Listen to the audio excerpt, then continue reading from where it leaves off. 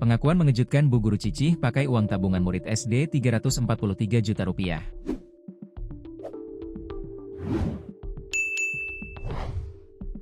Pengakuan mengejutkan Bu Guru Cicih, pakai uang tabungan murid SD Negeri 1 Mekarsari hingga total Rp343 juta, kini terancam dipolisikan orang tua siswa.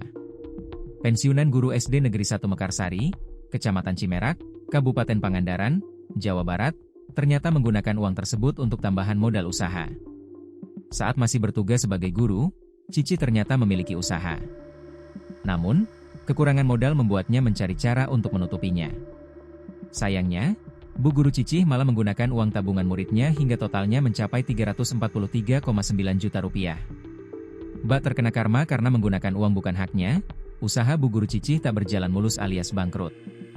Kini, Bu Guru Cicih harus bertanggung jawab memulangkan uang ratusan juta milik murid-muridnya, yang kebanyakan telah lulus dari SD Negeri 1 Mekarsari. Kepala SD Negeri 1 Mekarsari, Ade Hairuman menyampaikan, memang ada rencana ada pertemuan dengan kepala sekolah lama. Kalau untuk guru yang bersangkutan, itu sudah sering dipanggil. Jawabannya, sudah mau dijual asetnya tapi belum ada yang membeli, ujarnya.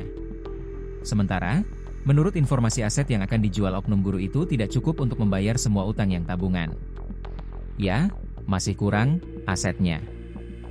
Paling nyicil dari gaji ke-13. Sisanya, dari pihak keluarga yang bersangkutan harus bertanggung jawab untuk membantu kekurangannya, kata Ade. Sebelumnya, alasan dibalik perbuatan guru Cici Dinas Pendidikan Pemuda dan Olahraga, Disdikpora, Kabupaten Pangandaran itu ternyata karena kepepet kumpulkan uang modal usaha. Kasus ini mencuat setelah diketahui bahwa uang tabungan yang seharusnya menjadi hak siswa, dipakai untuk kepentingan usaha pribadi guru bernama Cicih untuk modal usaha. Menurut Kepala Bidang Sekolah Dasar, Kabid SD Disdikpora Kabupaten Pangandaran, Darso, peristiwa ini terjadi sebelum tahun 2017. Saat itu, Cici masih aktif sebagai guru dan diduga menggunakan uang tabungan murid senilai Rp343.900.000 untuk modal usaha. Saya memang tidak tahu secara detail, tapi menurut informasi sebelum tahun 2017 lalu, si guru itu ada usaha, kata Darso, Selasa, 24 Juni 2025, pagi, melansir dari Tribun Jabar. Niatnya mungkin baik, ada usaha, dia pinjam uang tabungan untuk modal, tapi nyatanya usahanya itu tidak berhasil.